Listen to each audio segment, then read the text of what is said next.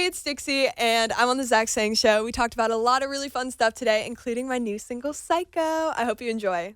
Let's do this. Zach Sang Show. Hello, beautiful human. I am Zach. That is Dan. Hey. We welcome to the studio Dixie D'Amelio. Hey. Well, is it just Dixie? Is that like the artist name is just Dixie? For music, yes. For everything else, I'm keeping Dixie D'Amelio. But like for music, I was like, well, there's no one really else named Dixie. No. And you know, one of the things I thought of this morning was how unique both you and your sister's names are. Mm-hmm. Like Charlie and Dixie. Like it feels like your parents just like, popped out a brand. Yeah, I named Charlie, actually. What? Yeah. When I was 3. Well, my first choice was Cinderella. Oh. And my parents said no to that. So my next choice was Charlie. What? I don't know why, but yeah. And then Dixie, my mom had that name from when she was a kid. And yeah. Wow. You had the power to name your sister. I know. That's rather interesting. Like, your family is very close. Yes, we're best friends. I just read that you weren't best friends with Charlie until like high school. Mm-hmm. Do you think the TikTok path and the internet path would have played out the same if you and Charlie didn't become friends later in life? I think there's so many factors into like how things happen because I stayed back a year in high school. So like if I didn't stay back, I would have been in college and like none of this would have happened because I wouldn't have really been a part of it. Whoa. Okay. So what forces you to stay back a year in high school? Usually it happens in earlier. kindergarten. Yeah, and like some people do it for like athletic purposes. Mm-hmm. Sometimes it's educational. What happened? So I was in public school, freshman and sophomore year, and I left halfway through sophomore year and switched to private school. And it was like an option if I wanted to redo it or not. And I was like, this school is really cool and really nice. Like I should get another year here. So I didn't even care. I was like, let's just redo it, start over, drop all the grades from public school and just start over. Wow. So you really went in with a clean slate. Did you have friends in this school before you had entered? I had a couple friends, people I knew, but it was a very small school. So it was easy. Like everyone knew each other and it was a nice adjustment. Because I went from a school with like a lot of people, like a huge public school, to a school with like 90 kids in my grade. Oh, wow. That's a big difference. Yeah. I went the opposite. Like when I started, I had like 80 kids in the entire school, and then I went to a school with 2,800 kids, and it was like this weird shock. But you're prepared to handle crowds if you go from a ginormous ocean to a tiny pond. Yeah. Have you like had the opportunity to like sit down and like think about how and why through all this? Like how and why you? Because you mentioned there's a lot of factors. I mean, I just always say, like, everything happens for a reason. I don't want to question it. I like how things are going right now. But I feel like if I sat down and thought about it, it would just be very overwhelming. I'm happy with how things are going. I'm not going to mess with anything. But, no, it's crazy. I don't know. It's so weird. Would you say luck had any role in it? Oh, yeah. I mean, I think everything was just such perfect timing. Like, the timing we got on TikTok, the timing, like, of quarantine, and every single person was on their phone. We will never see that many people on the internet ever again, I don't think. 100%. That is what kind of brought us, like, to the next level, just because there was so many people online, so many people who were, like, just on their phones and staring at their screens all day, and that kind of brought a lot of more attention to us. So your history and the pandemic and obviously the internet, but also decisions like you deciding to stay back a year in high school, like things that like you wouldn't think. Yeah, you would have never thought that would have ever led to this. Or like me applying to one college that I found out before senior year started, so it was easy to travel to LA a lot because I was already in college. Like crazy decisions, like second long decisions that changed my whole life. And now we're here talking about music and life and everything in between. Mm-hmm. I know music has all like played some role in your life, but did you seriously, did you ever think pop star would be something you'd add to your title right after your name? No. I mean, Do you consider yourself a pop star right now? I don't want to say anything because I'm gonna get stuff for it. But I mean, it was always a dream. I've started singing when I was 3 years old. I did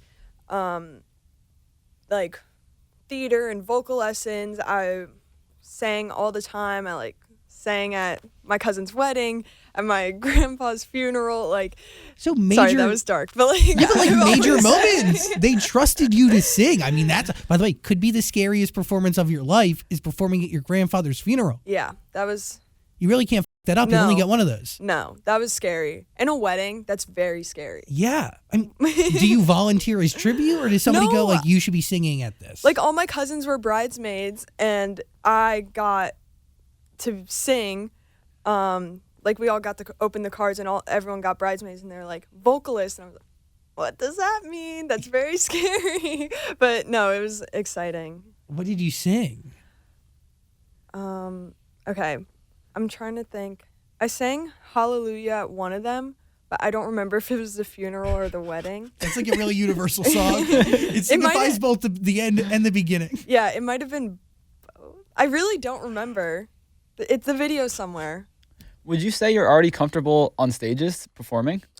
Oh, yeah. I really don't get nervous. Really? Like, in front of crowds. I don't know why. Like, or, I mean, I'm kind of nervous for this, but I'm usually never nervous. Like, I'm pretty good at just, like, turning it on and forgetting everything. But I think I'm ready. Whenever I learn how to dance, I'll be ready to be on stage. That's my only thing I'm working on. When you're thinking about your stage show, because obviously, you definitely have a lot of songs that you've been sitting on, correct? Yes. And I'm assuming that they're going to trickle out over the next few months? Next couple months, probably like 2-3 months, everything will probably be out. And a part of this, like, whole thing is doing a stage show. Mm-hmm. Are you not comfortable with your dancing ability? Like, if you were to do choreography today? I think I could do it. I think I'm ready to get on stage right now and perform, but my team is a little unsure because I have a lot of confidence. And I'm like, just put me on stage. I can do it. They're like, no, you need to practice. I'm like, no, I don't. Trust me.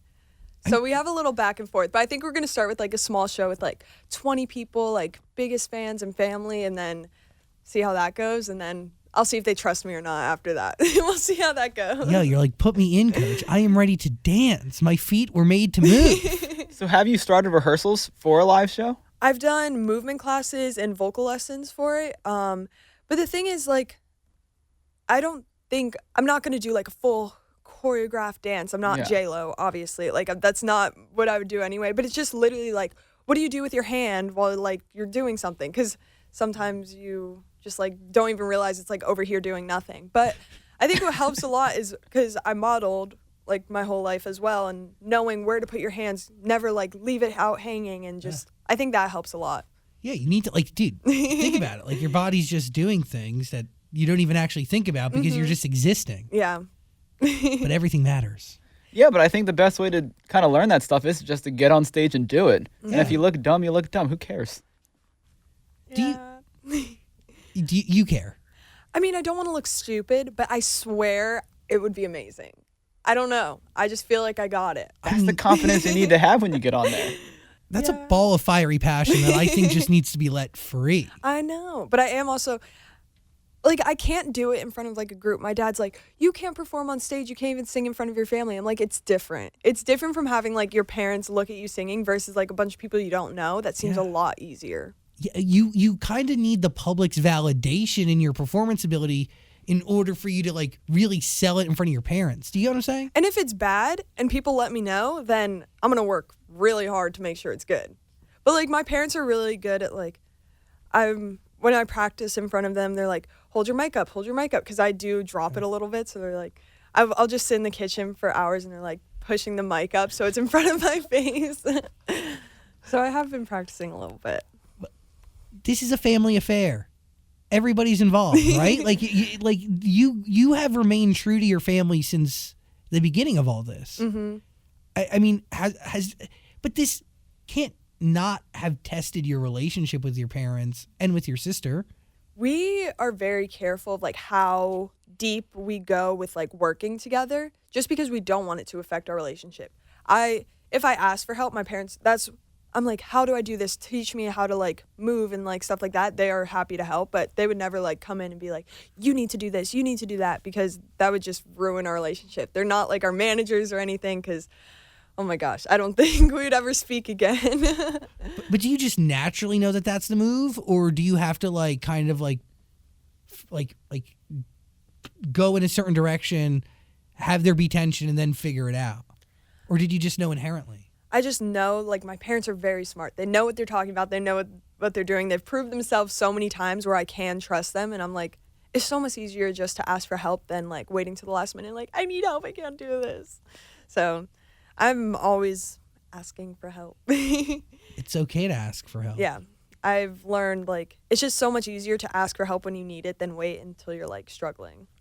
Yeah, it also allows you to grow and learn, and it's less stressful for all parties. Well, how ridiculous were those rumors that your parents didn't like you? I definitely milked that. I loved that. No, they were not happy about that because they're like, stop telling the internet that. But I was like, oh my gosh, I'm the least favorite child. But like, I know I'm the favorite. But do you figure out where that starts? That rumor? I mean, everyone's just like, Charlie has more followers. She's the favorite. My mom swears she doesn't have favorites.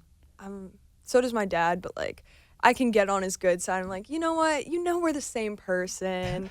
But yeah, they swear they don't have favorites, but I think I'm the favorite. They always have favorites. Yeah. They can't admit it, but they definitely have favorites. Is it weird that your parents are also kind of famous? Like, no.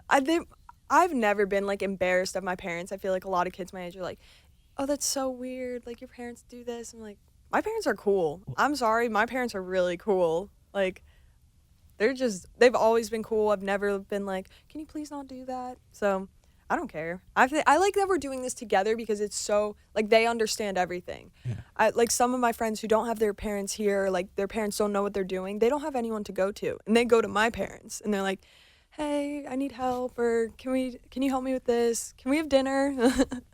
That family base allows for it to be the safest and healthiest experience. Mm-hmm. Truly, it's really unique. Whose idea was it to do the reality show? It will be on Hulu, right? Mm-hmm. Whose idea was that? I mean, it was kind of all of ours together, just because you only see short clips of us on the internet, mm-hmm. and I feel like it's hard for people to get to know us. Even in a YouTube video, it's like people don't want to watch and like get deep sometimes, but the show is very deep. It goes very deep into like our emotions, our lives, and then there's some fun stuff in it, but it definitely is a lot about mental health. Oh, okay. That's it's not like, oh my God, we're gonna do TikTok dances today, which I think people thought it would be, and it's not like a fighting reality show. It's literally a docu-series of our lives, and the stories that it tells are very like important to us and important like in the world. We talk about a lot of important things. Do you feel obligated to show another side to TikTok internet fame? Because if you only show it through one lens, people mm-hmm. can assume that it is just that one thing. I don't feel obligated to, but it is hard. You can't it's hard to show who you are in a 15-second video with another song playing in the background. You're not talking, you're not like it's hard for people to get to know you, I think. So, but why is it important to showcase mental health? I mean, so many people deal with it, and I think recently it's been a huge topic of discussion, and it sometimes is joked about. So being able to visually see the seriousness and how like things can affect people, which is shown in the show, is going to be important, and people could take it either way, I think, but if it helps one person, then I'm happy. What is the hardest part about this whole thing for you? Probably like not being able to fully trust people. I'm a very open book, and I like say anything to anyone sometimes, and then I'm like, oh, I probably shouldn't have said that. It's because sometimes people act like they don't know who you are. So I'm like, cool, let's be best friends. And then I'm like, oh, okay, never mind. I probably shouldn't have said that. That sucks. Yeah, But I have had times where I'm like, I meet people and we get comfortable with each other and we just have a great night and like totally cool and they never like say anything. And that's really nice because it's like I feel like a normal kid where I can just do things and no one's like sneaking pictures or anything. My friends have the same fear, and it's a very real thing, and it really has a very intense impact on one's life because you feel like you have to be on guard. Oh, all the time. My head, I'm always like looking around. Is someone videotaping? Is there a camera out? Like, even if I'm not doing anything wrong, but like, say someone doesn't just takes an matter. ugly picture of me, it's like, okay. But it's also like a betrayal of trust, right? Yeah. It doesn't matter if you're doing anything wrong in the room. It's like you're just trying to have fun and have a normal Friday night. Yeah. Like I've had kids, even that like I've went to high school with, I would go back home and like I'd see like someone sneak a picture and I'm like, dude, come on. Like we would literally went to high school together. Like what do you do? Like what do you need to prove? You want me to talk to your friends and tell them that we're friends? I'll do that. Like, but you don't need to sneak a picture. It's like I'd so much rather someone have a conversation with me and like talk and we can have fun together rather than like, oh my God, I met Dixie. She said this, this, and this. Like, let's just keep like it between us and have fun. But that doesn't bring them attention on the internet. Yeah, that's also. That's what they want from that. That's what sucks too because TikTok does a really good job at like only letting people's hate videos go viral. So they could do 100 makeup tutorials and they'll make one hate video and that goes viral. So they're gonna switch to hate videos. Like, I mean, and the attention feels good. Like I know people are like, oh my God, I got a famous comment, and I'll have like 100,000 likes or whatever, and so they're gonna keep commenting things like that to get attention. And it sucks that it feels so good, like, because I get that. I mean, you want to do what people like, and if that's hate, people are gonna do that. Well, that's it. Like hate, gossip that perpetuates hate. Like even the Dixie D'Amelio show, to a certain degree, is a tea talk, gossip style conversation show, right?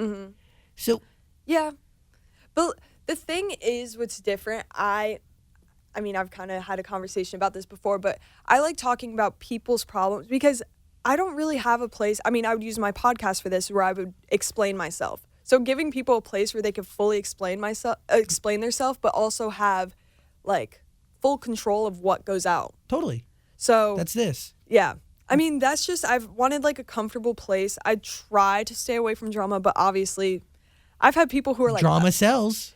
I mean, yes, but I've had people who like came and say things. I'm like, I cannot put that in. Like we've had to cut major things out that would get so much attention. But I'm like, dude, you're lucky that you told me that and not some random like person, because you can't like, oh my God, I'm not having that on me to put that out on the internet. But So you don't care that those, whatever they tell, that you don't care that that could bring you more views for your show? I'd rather stay out of something. Like people have said things and I'm like, I just sit there in shock and I'm like, okay, so we're not going to put that in, but thank you. I just like it to be fun and lighthearted, and I'm also very sarcastic, so doing like back and forth with people, I mean, I don't really do it as much anymore because people just don't get sarcasm in videos sometimes. So in the beginning videos though, I'd be like, so why'd you do this? And then like make them uncomfortable, and that was fun.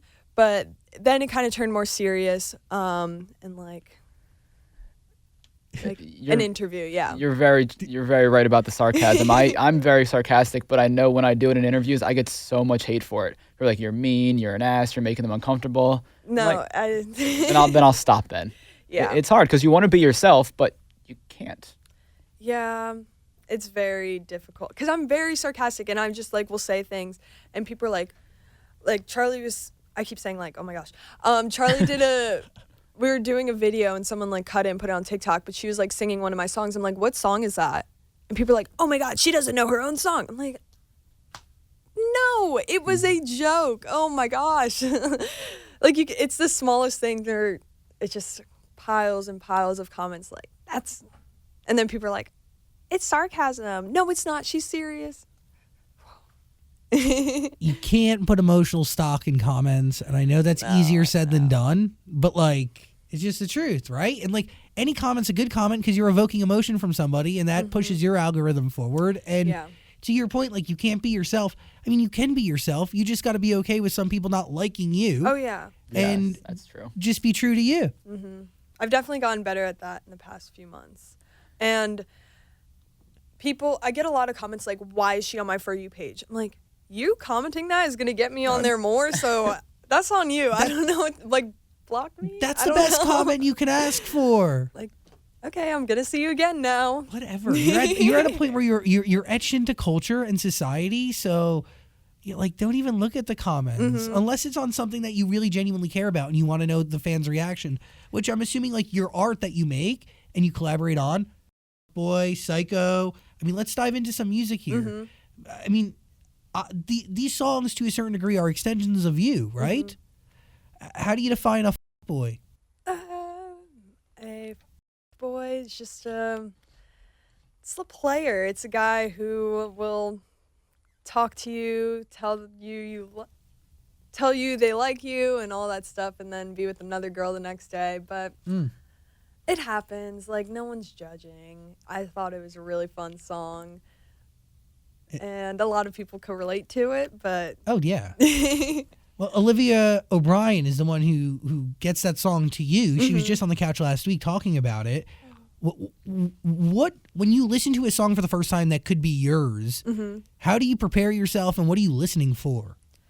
I kind of listen for everything. I'm a big lyrics person. I like looking at all the lyrics, which people probably wouldn't agree with me on that. But with my next stuff, I'm very, like, that's the first thing I listen to, where like people at my label are like, oh, this beat is so good. I'm like, yeah, but do you even hear what it says? Like, and I just really like the message of the song, even though it was like not a PG message, but I thought it was really fun and cute. It doesn't need to be PG. It just needs to be true. Yeah. And it needs to be something that, like, I don't know, you can, it's a part of you, so you can relate to it and understand it and have felt it. Psycho. Yes. Ruby Rose, we have a rapper out of Lexington, Kentucky, I believe. Another TikTok star, correct? Social media icon? Yeah. I think her biggest is Instagram, I think. Got it. But yeah. How do y'all join forces and how does this song come to be? So she's signed to my record label, and we've just like ran into each other a couple times, and we talked about it a little bit, me and my A&R, about like, oh, a feature, how about Ruby? I was like, yeah, cool. And then nothing, we never really talked about it again. And then I just got the song back and she was on it. I was like, this is so dope. I love it. Like, yes, come on. And that's kind of just how it happened. It was so easy. It wasn't like anything really. It's a great record. Thank you. You hear it without her on it, you cut your vocals to it, and then she just magically shows up. Yeah. I mean, it kind of worked out very easily. But the song was very short. Like, if her part wasn't on it, it was so short. I think the original, it was like, started at like 1 minute and 30 seconds, and then we added another chorus, and then her verse, so. But Psycho, you co-wrote on that, right? Why was this the first song you ever co-wrote on? It was. It's the first song I'm releasing, and it was actually the first song I ever co-wrote, because we did a writing camp, and this was like first session of the first day of a 2-week writing camp, and it like is one of my favorites. Well, can you explain to me how you prepare for a writing camp? Because I'm assuming it's your first one. It was, I had no idea what to expect. It was people who worked on some of my songs before and then new people. And it was kind of weird because I would go into a room and they'll be like, okay, so what was like the worst day of your life? And I'm like, oh, hey, person I just met. Sure, let me tell you. But it was a lot of fun, and once I got comfortable, I would like sit home and just write like, okay, I could write about this, I could write about this, and we got a lot, and like a bunch of different styles of songs and a bunch of different like things songs are about. I know I don't want every song about like boys and breakups, but it's just the easiest thing to write about. Like, it's just so easy to talk about pain. It's hard to sing about like happiness. So yeah, Psycho is kind of that. In the same realm. But it is true. Like, you hold on to pain way more than you hold on to happiness. If it was the other way around, we'd probably live a much better existence. Yes. As a society. But so you understand how the writing camp goes, and then you go home and you come back with a bunch of like just life that you want to discuss?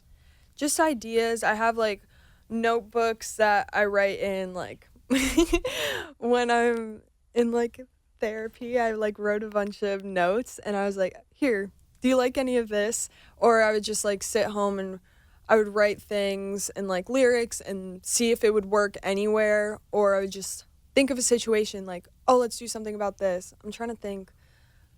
We got so many songs out of the camp. I think I have like 50 songs Whoa. total. Oh, Because I did 3 writing camps. I probably have like 50 songs and like probably more. And then like 20, 30 recorded, I think. damn. I don't know. I'd need to look at it. But yeah, so it was hard picking out what I wanted next, but I felt like Psycho was really cool and I just wanted to put that out and like start the new chapter of my music and what I'm going to start releasing. Is this setting a sonic tone for what's coming next? Is it setting a level of honesty that you plan to match? Like, what does this record represent for everything to come? I think it's just stories from me. Like the things I had before, I could relate to my life, but it still wasn't words from me. So like what's next is just stories of my life. Yeah. And I really like that because I like being able to relate to things. And then there are some fun songs that are just like fun, chanty songs that don't really have a story, but it's just like a good song that I got to co-write on. Do you remember the conversation you had with the team about Psycho? Like, what did you bring them? Like my words into it. Yeah, like, how did that song start? Did you say, like, hey, this situation just happened to me, or are you just thinking It wasn't really about a situation, and it really isn't about my life. I mean, I've gone psycho before a little bit in relationships, just like deep diving. Like, literally last night, I was searching for someone's Instagram, had no idea who they were, found them in like 10 minutes. Like, just literally a random girl. I saw her. And I was like, I knew one person she was with. I went through their entire following list, found them, and like went on a secret account so I could watch her story and like find something. Yeah. lots of questions from that one. Yeah. Like, what does this girl mean to you, and why does she require super spy like work?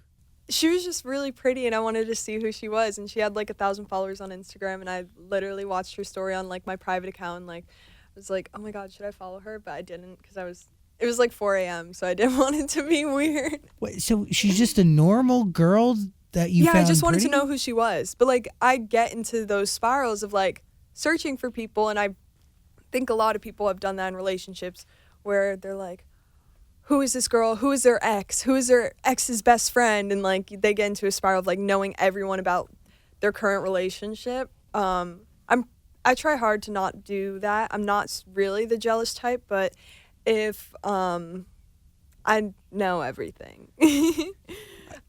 Is a part of you jealous that she only has like 1,000 followers and she lives this private life? Like, yes and no.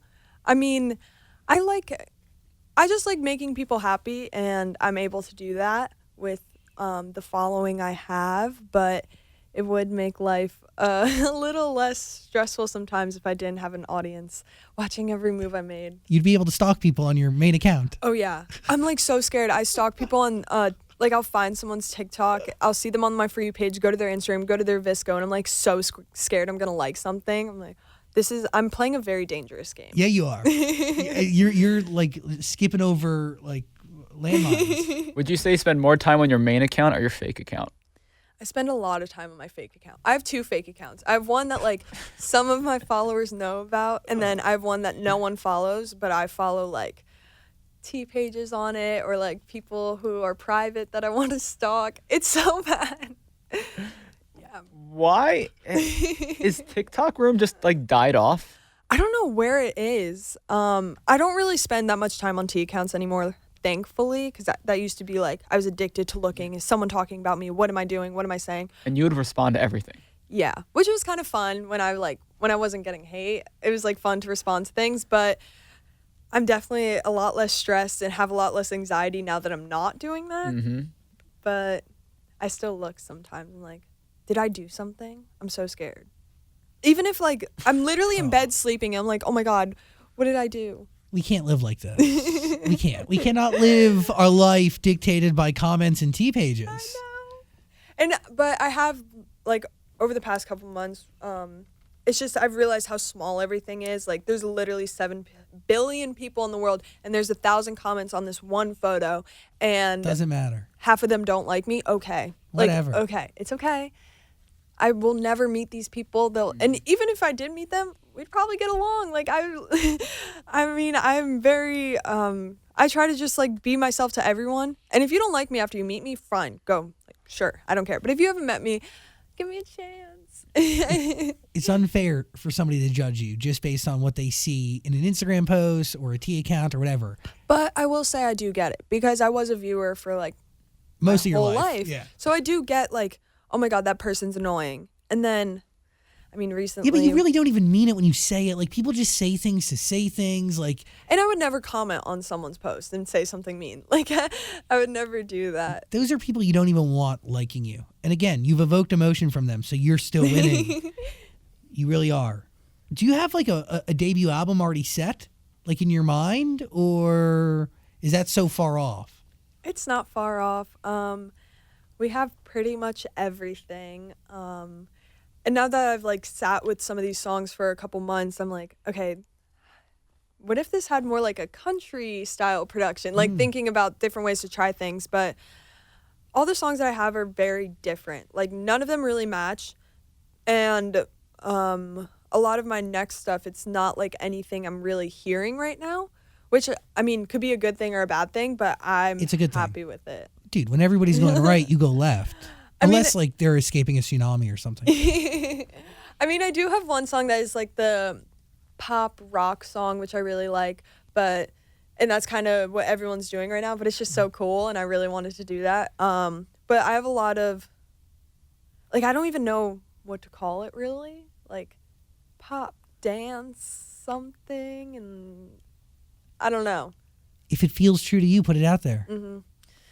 I mean, I'm excited for everything. I don't want to put out something I don't like, so. And you said 50 songs that you wrote? Yeah, from all the camps. Ha! Amazing.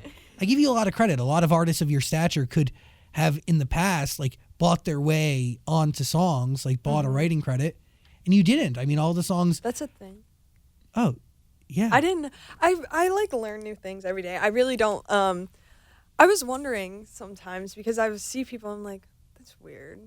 I've had like, yeah, I'm not even gonna say what but I have had situations where I'm like, I don't think that person wrote that song. I didn't know that was a thing. There are definitely those situations, but I could tell you this: like the bigger heritage artists are like, Yeah, they're in the studio writing it themselves, or they're running the session and writing it. Or, yeah, like I mean, Beyonce and Ariana Grande and Yeah. like Ed Sheeran obviously write their own stuff, but it's I love writing.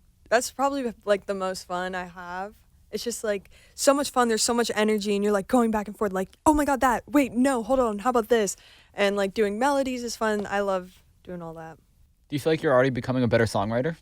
Oh yeah. I mean, I was always like a terrible writer. I never like thought of like in school. I was just I don't even remember the last time I wrote an essay in high school. I would just always kind of get out of it because I hated writing. But I took poetry my senior year, and I really like that. And some of the songs like that I have came out of like my poetry class. So I'm like, oh my gosh, I'm so glad I did the work. But it's just really fun. It's so cool, and I love like big words in songs. That sounds really stupid, but I love like how Dua Lipa puts like bigger words in songs. yeah, like more challenging. Like you gotta. I just maybe think that's give it so a goog. cool, and I also love storytelling a lot. Like So- in country music and in rap, sometimes like old rap, like how Yes. it's very storytelling. That's where I kind of get my inspiration from. So with everything you're saying, how do you feel about Be Happy today? It'll always be my first song. I like it, but I definitely want to keep growing and have stuff come from my heart. Is there a part of you that feels the need to like go all in on music and like give it 100% of your time and energy and make that be the vehicle for your forever? I mean, I would love that to be at some point, but again, been a viewer of the internet for a long time, and the people who do that lose their audience. People didn't follow me for music. Yeah. They followed me for me. So if I quit everything and just did music, I'm going to lose everyone. And I want the people who support me and love me from day one to still have me.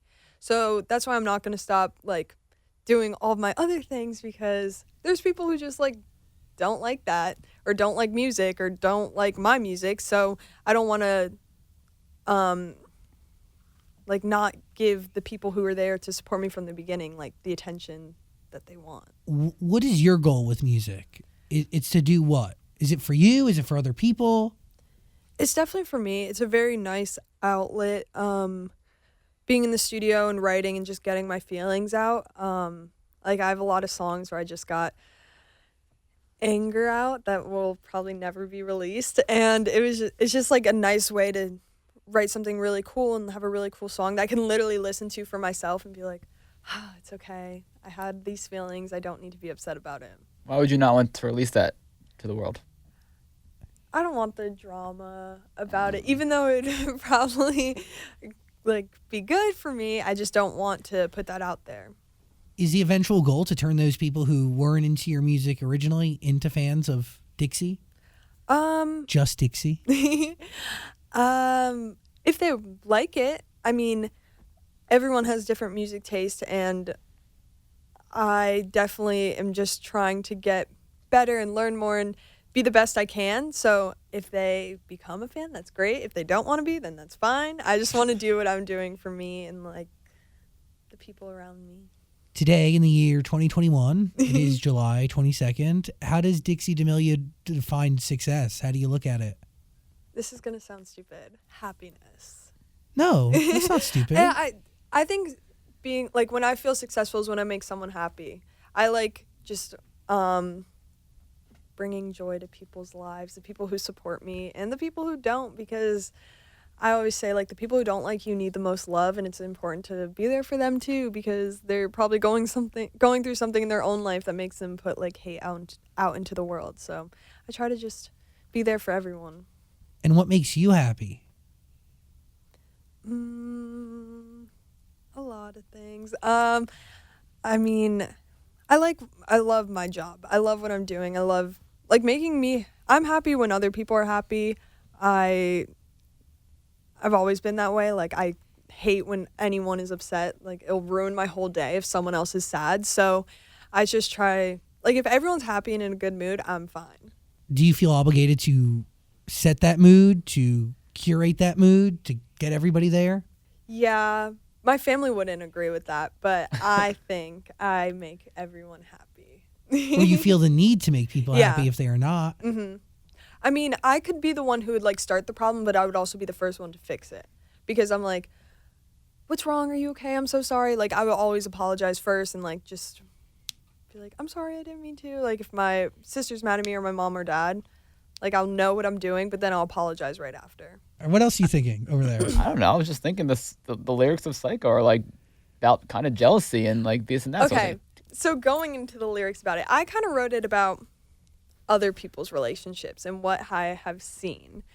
There has been, like, some of the lines, like, going through the dirt on your old phone. Mm-hmm.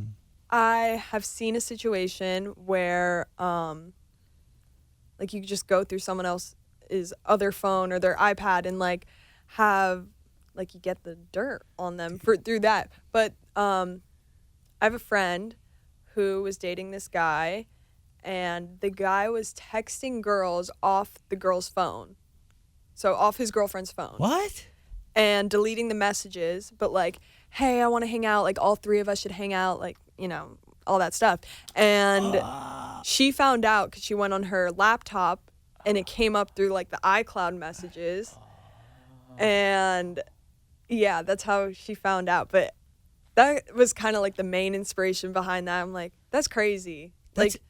He pretended to be her. Mm-hmm. And she was like, I want us all to hang out. Like, let's all. It was weird.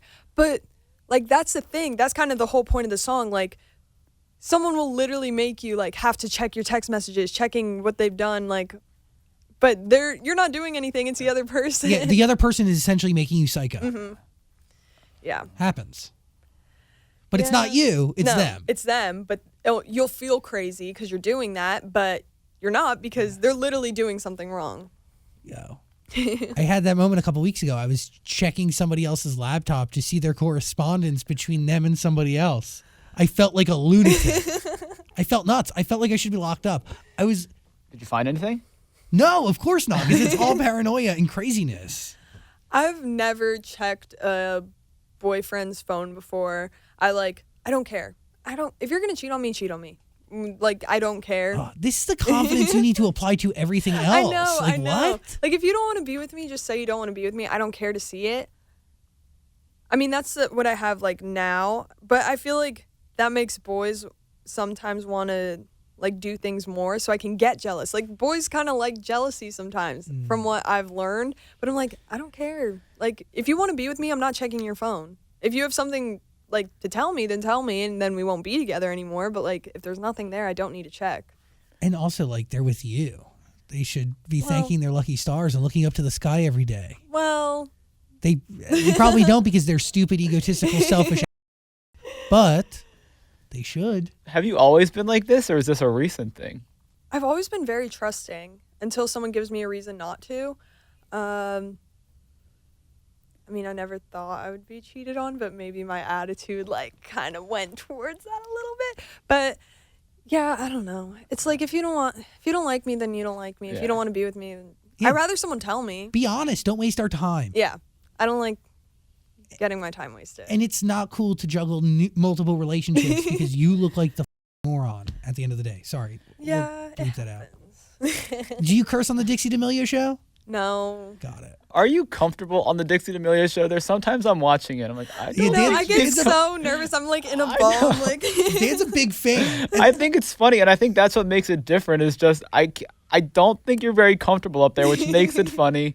And sometimes it seems like not in a bad way, but depending on the guest, like Dave Portnoy carries that episode. Oh yes. And you probably love that though. I'm terrified of him, or I was terrified of him. He's actually really nice, but I was so nervous. Like he makes me so like. There's people that have been on that I'm just like nervous of, but like with Hailey Bieber, I had to be like confident. I'm like, okay, this needs to be. I need to run it. Like, whew, got it. But with like my friend Larry, I'm like nervous of him because I never know what he's gonna say. Like we had to cut a lot out of that episode because we just kind of started talking about drama.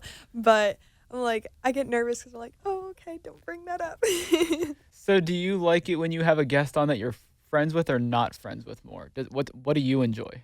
I mean, I think it's more informational when it's a person I'm not friends with. Yeah. When it's a friend, we get more like fun and into like, oh, remember when you did this kind of conversation, which we don't really put in any of that stuff because I don't want it to be like drama, but I know I feel like I should do like a blooper reel of all like the little details. You should put together a blooper reel of you forgetting the name of your own show or kind of like looking around. You're like, what is this thing called again? It's like nine words long. I mean, we changed the name so many times, but I'm literally early late night show, late early day night, whatever.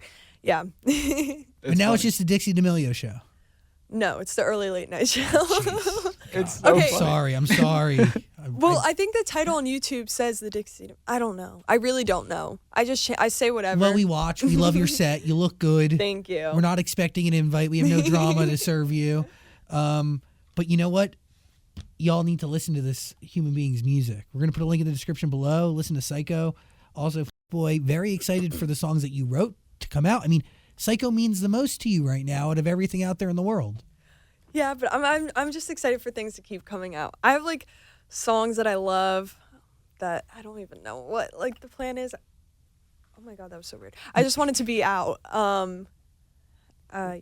I don't want to give too much away because I don't want to get in trouble, but I'm so excited. Well, please come and hang out album time so we can dissect it all. I mean, I would love to. I love like going over every like line and titles. I have titles that I love that like people are like, you can't name it that. No one's going to listen to it. Do you have an example? I mean, I think I can say it. It's called Toes. Toes. But I think we're going to change it because they're like, I've talked to people and they're like, I wouldn't listen to a song called Toes. Yeah, but that's I'm like, ridiculous. I'd actually click on a song called Toes faster than That's I what I'm would saying. if it wasn't called Toes. You know that country song Toes?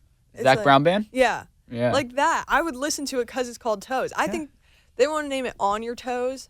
I'm like, Toes is so cool. Yeah. Is that because they Maybe said? all lowercase. Is that because they said Griffin had a foot fetish? It actually has nothing to do with that. But I also thought, oh, people are going to think it's about that. But I'm like, it's such a fun song. Like, Whatever. I hate when people try to connect things so hard. I'm like, no, it's just I love it and it's fun. Literally, Psycho is not about me.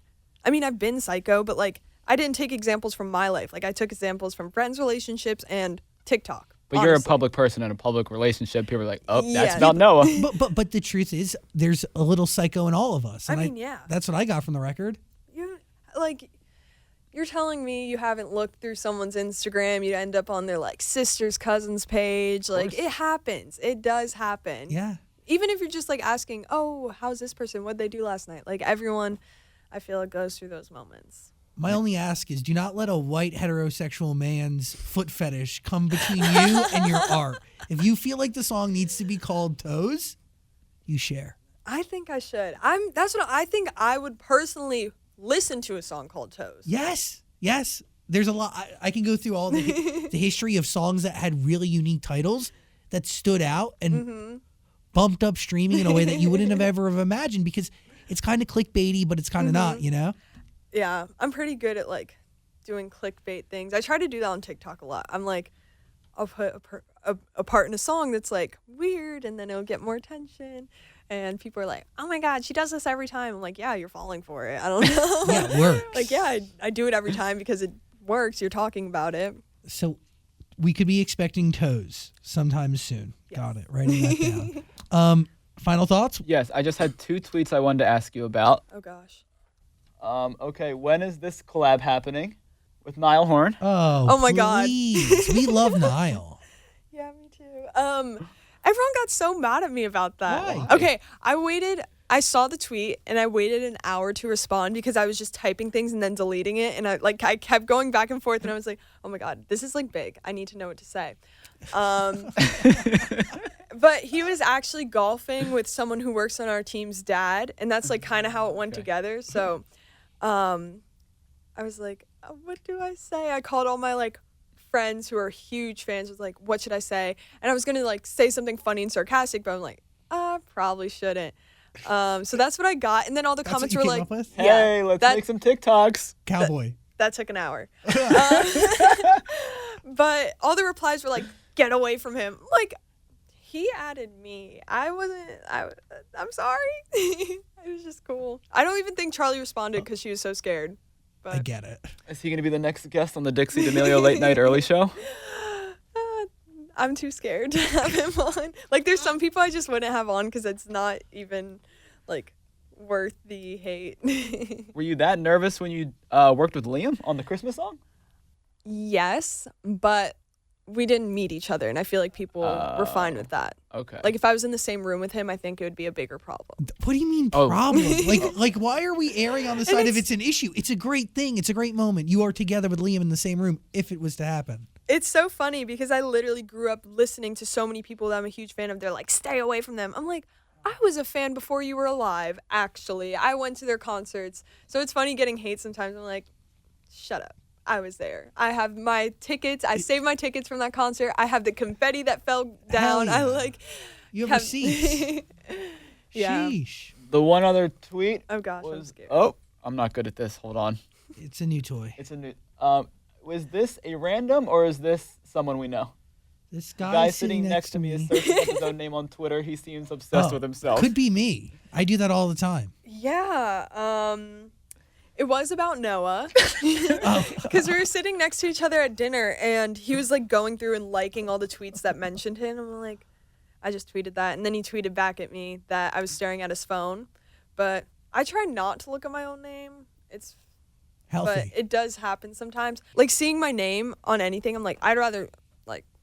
I try to be very quiet. Like, I don't really tweet like my own tweets. I'll just reply to people because it gets less attention. But Undercover, kind of. yeah. Yeah, under the radar. You got to do your TikToks, you got to do your YouTube show, and you got to tell your story through music, and that's what you're doing. Yes. Don't let the comments define you.